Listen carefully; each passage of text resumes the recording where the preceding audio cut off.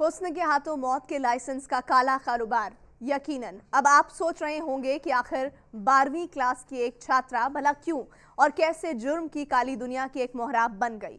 तो इसके पीछे छिपी है मोहब्बत की दास्तान, जिसके जाल में फंसकर एक खूबसूरत लड़की बन गई हथियारों की सौदागर।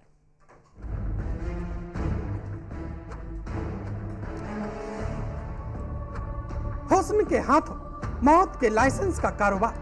एक लड़की जो अपने करियर की ढंग से नींव भी न रख पाई थी, उसने जुर्म की काली दुनिया में रख दिए कदम और बन गई हथियारों की सौदागर।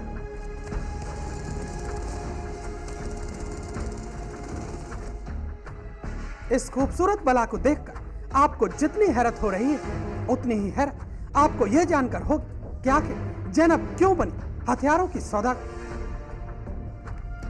असल में जैनब निशा हथियारों की सप्लाई करने वाले इस गिरोह की सरगना नहीं, बल्कि वो तो एक मोहरा भर है, जिसके हुस्न के बूते इस गिरोह का सरगना अपने धंधे को चमकाने में लगा था। जैनब रियाज नाम के इस शख्स से बेइंतहा मोहब्बत करती थी, इतनी मोहब्बत कि रियाज के बारे में सब कुछ जानते हुए भी वो अनजान बनी रही।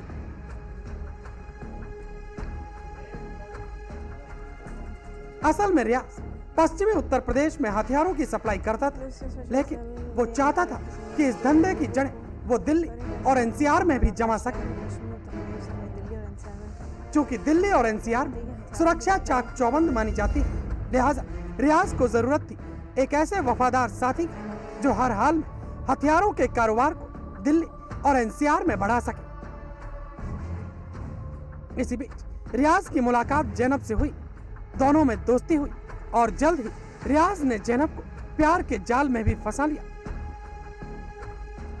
रियाज को जैनब से ज्यादा वफादार और करीबी और कोई न लगा, लिहाजा उसने फिल्मी तर्ज पर जैनब के हुस्न और उसकी अदाओं को ही अपना हथियार बना लिया। रियाज दिल्ली में जैनब के हाथों हथियारों की सप्लाई करता, ज्यादातर जगहों पर हथियारों की डिलीवरी करने दोनों एक साथ ही जाते ताकि इन पर कोई शक न कर सके। गैंग की जो मॉडस ऑपरेंडी थी वो यही थी कि वो अपने साथ जब भी आर्म सप्लाई करने जाते थे, एक लेडी को साथ ले जाते थे, और ताकि उसमें वो उनको लोग कपल समझे और शक ना करें। रियाज हुस्न को हथियार बनाकर हथियारों की सप्लाई करने में जोरों से जुटा था, लेकिन बीते 9 नवंबर को दिल्ली पुलिस को इस गिरोह के बारे में खुफिया जानकारी मिली और फिर पुलिस ने जाल बिछाकर इस गिरोह का भंडाफोड़ कर दिया।